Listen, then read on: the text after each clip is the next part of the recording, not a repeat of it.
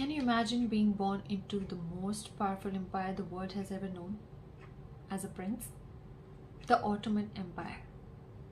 From the day you were born, you learned how to ride horses.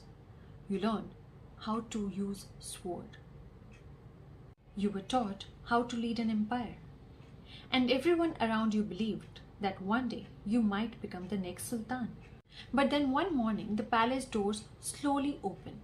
Royal guards walk into your chamber. Their faces show no anger, no emotion, only duty. And in that moment, you realize they haven't come to escort you to the throne.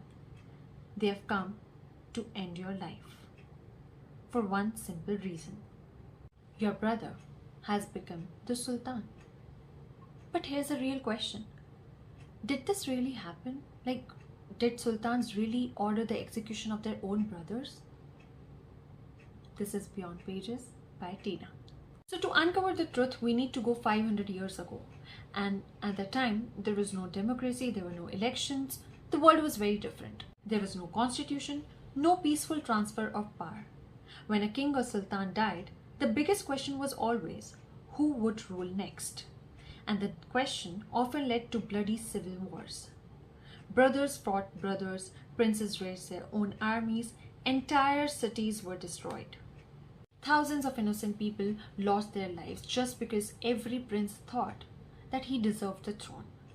For any empire, this was a dangerous time.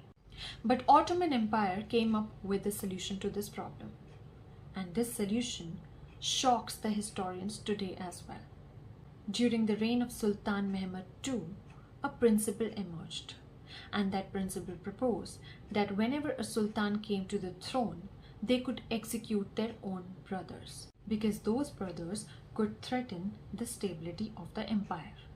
Today it sounds cruel, and by modern standards, it certainly was. But the Ottoman rulers argued that preventing one civil war could save tens of thousands of lives. To them, one tragic decision could prevent an even greater disaster. But here is something everyone doesn't know. And that is, this principle wasn't followed by every Ottoman ruler. History is rarely that simple. Some followed that principle and execute their brothers, whereas some did not. Yet every Ottoman prince understood one terrifying reality.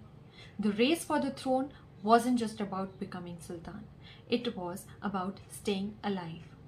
Imagine growing up with your brothers, learning together, playing together, dreaming together, only to realize that one day one of you might have to choose between the throne and the lives of others. Power came with a terrible price. Over time, the Ottoman Empire finally realized that bloodshed was not the problem solution forever. So they came up with a different solution for the problem, and that principle was called kafes, the cage.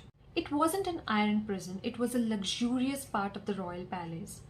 Princes lived surrounded by comfort, but they lived in isolation. Many spent years, some even decades, without leaving the palace. The idea was simple: keep potential rivals away from politics without killing them. But isolation came with its own cost. Some princes eventually became sultans after spending much of their lives cut off from the outside world. Looking back today, we can judge these decisions very easily, and perhaps we should. But history doesn't let us decide that who was wrong and who was right. It is somehow a way to know that why did those people make the choices that they made. For the Ottoman rulers, the throne represented more than power. It represented survival. Did these laws protect the empire, or did they destroy the families in the process? Because sometimes the heaviest crown is the one which is built on fears. This is Beyond Pages, and I'm Tina.